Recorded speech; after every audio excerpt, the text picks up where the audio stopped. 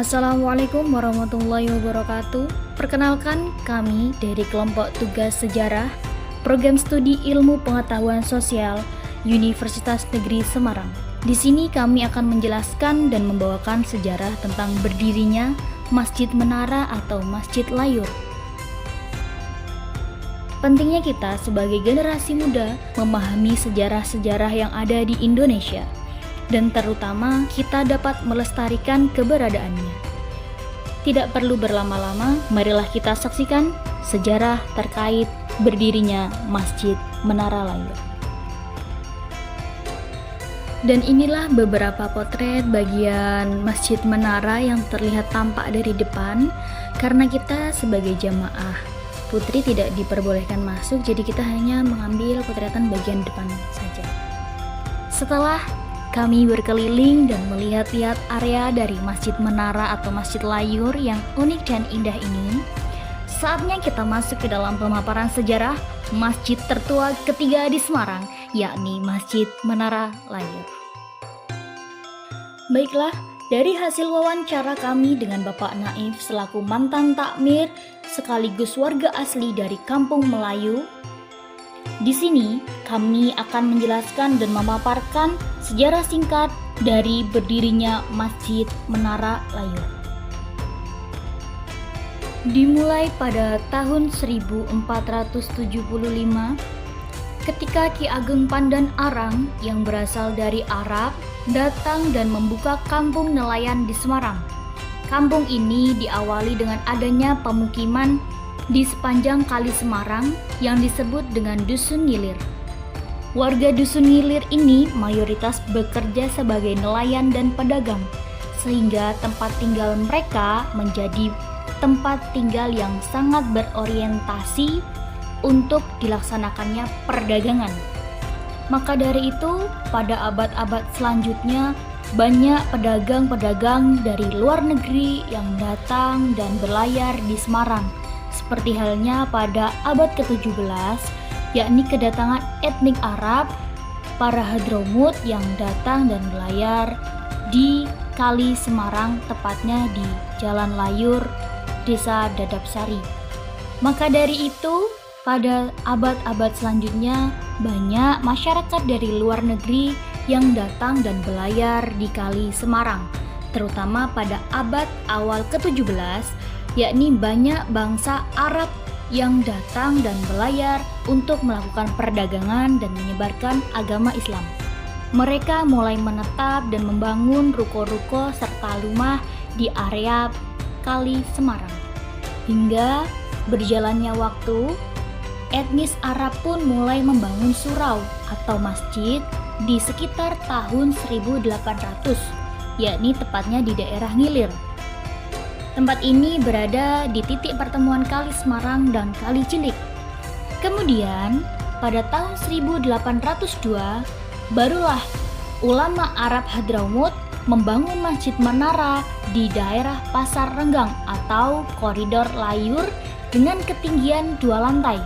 Pembangunan masjid ini berasal dari tanah wakaf yang diwakafkan oleh 27 orang pemilik, yang mana mereka rela atas tanahnya untuk lahan pembangunan masjid tersebut. Masjid ini memiliki campuran gaya arsitektur Jawa, Melayu, dan Arab, serta ukurannya lebih besar dan lebih megah daripada surau yang ada di Ngilir. Dengan berdirinya masjid tersebut, kini menara yang ada di area masjid tersebut dialihfungsikan menjadi tempat bilal atau muazin untuk mengumandangkan azan.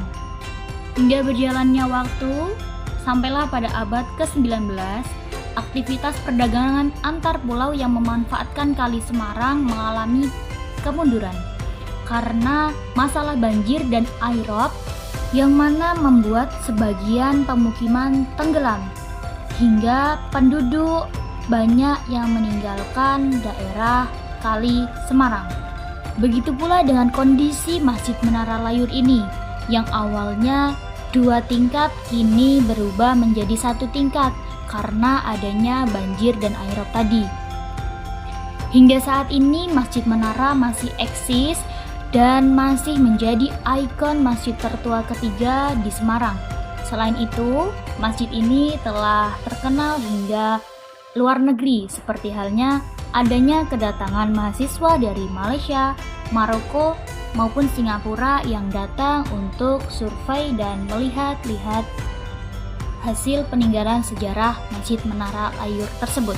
Tradisi-tradisi yang ada di Masjid Menara Layur pun sangat beragam, yakni terutama pada tradisi keislaman seperti Maulid Nabi, perayaan Hari Raya Idul Fitri, buka bersama, khitbah hari Jumat dengan menggunakan bahasa Arab, dan lain sebagainya. Tradisi ini sudah ada sejak lama, dari mana tradisi ini bermula dari bangsa Arab yang terus berlanjut hingga sekarang. Masjid ini memiliki keunikan lain, yakni di mana masjid ini hanya dikhususkan para jamaah lelaki. Jadi para jamaah perempuan tidak diperbolehkan masuk karena masjid ini benar-benar menganut ajaran fikih yang sangat kental.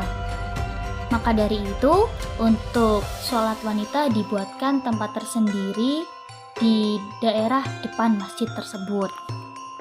Baiklah, demikian sejarah singkat berdirinya Masjid Menara Layur yang ada di Semarang. Dengan adanya peninggalan sejarah Masjid Menara Layur ini, kita sebagai generasi muda dapat ikut serta melestarikan keberadaan masjid tersebut. Sehingga nantinya masjid ini bisa lebih berkembang dan membawa Semarang menjadi lebih terkenal lagi akan sejarah kebudayaannya. Sekian pemaparan sejarah dari kami. Kurang dan lebihnya kami memohon maaf. Semoga video ini dapat bermanfaat bagi kita semua. Sekian dan sampai jumpa.